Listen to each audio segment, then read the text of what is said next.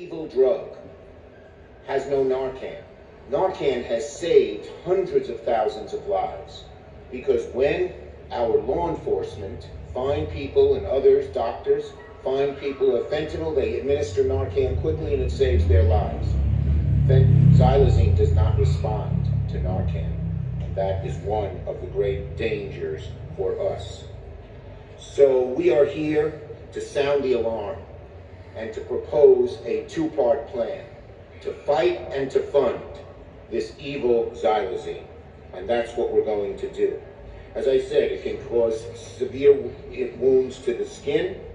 It sometimes goes all the way to the bone, dead tissue, breathing and heart rates, infections. People lose their limbs because it eats away at the bone and the bone can't be saved. Now, as I said, the drug is not meant for humans. It's actually legal, but it's coming into the country through China and often through Mexico. And so these evil drug dealers have started peddling this drug because it mimics opioids, and they can say it's even better high. Okay?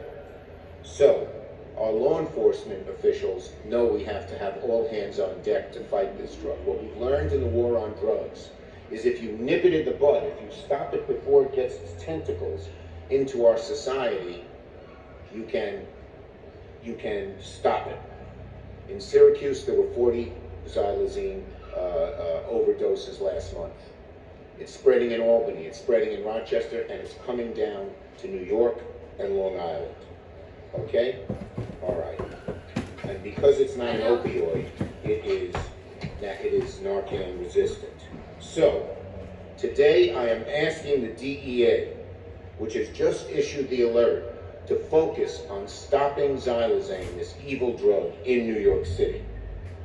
I am asking them to deliver a diversion control team. The DEA has diversion control teams. They are agents and law enforcement, but they are also chemists and other kinds of doctors, and they can swoop in on an area and deal with a drug problem.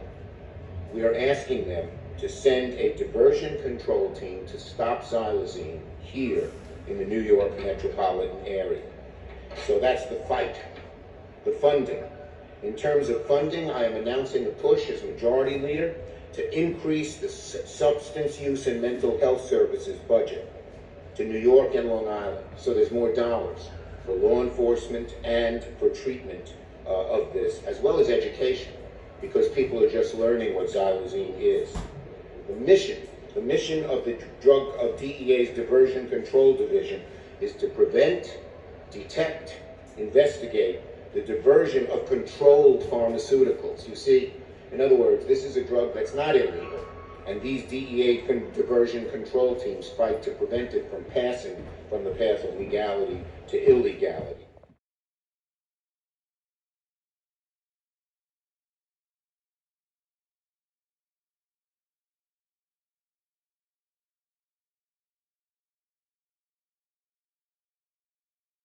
Says Bridget Brennan, our narcotics prosecutor, a special narcotics prosecutor for New York City, says xylazine is increasingly linked to overdose deaths in New York City.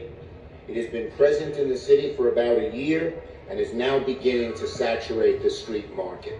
If there were ever a warning signal, a shot across the bow, this is it. That's what Bridget Brennan had to say. And on Long Island, I talked to both counties' toxicology officials. In Nassau County, they've detected a xylazine uptick in autopsies. So far this year, Nassau has had 4 cases where xylazine was in the deceased person, and many other cases where the person didn't pass away. This is going to go up. So far, Suffolk has had 16 cases where xylazine was found in a deceased person, and my worry is this is going to go up as well. So here's the bottom line.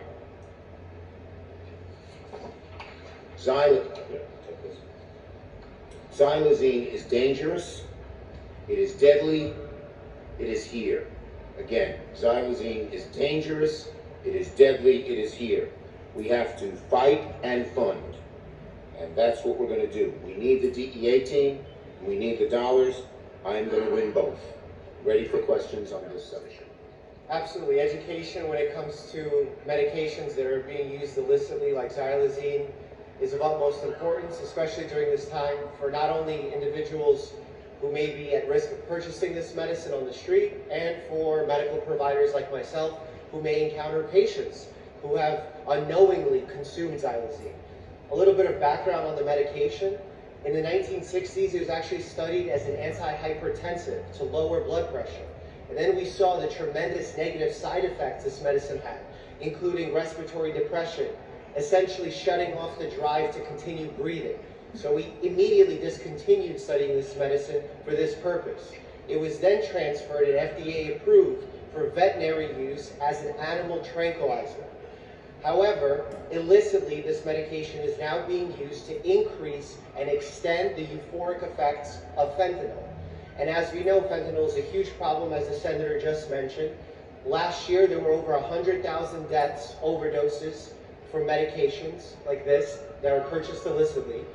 And the majority of them, to the tune of 66%, are synthetic opioids like fentanyl. So when you mix fentanyl with a deadly medication like xylazine, it compounds the problem for the person taking the medicine and also for us in the healthcare industry. Because our normal response to a fentanyl overdose is the administration of a medication known as Narcan, which is an opioid reversal agent.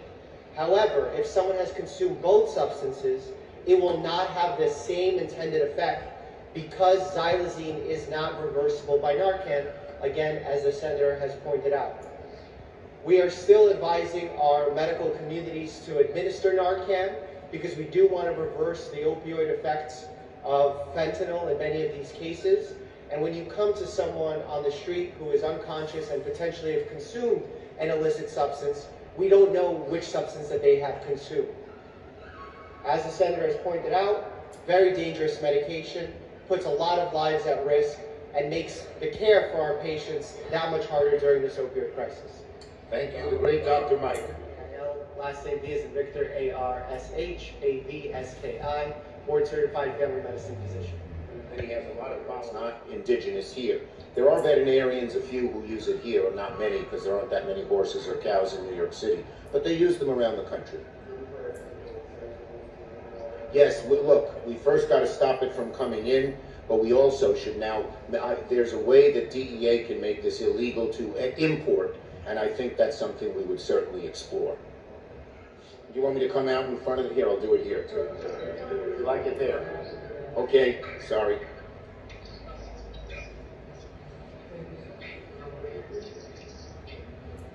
Okay, all righty. Thank you very much. We'll take one. All right, so drug dealers and that people are dying. He says a warning has been issued, and he wants the DEA to step in and prevent it from being imported into the U.S. We will continue to follow that and bring you updates here on Live Now from Fox. In the meantime, it is 11:53.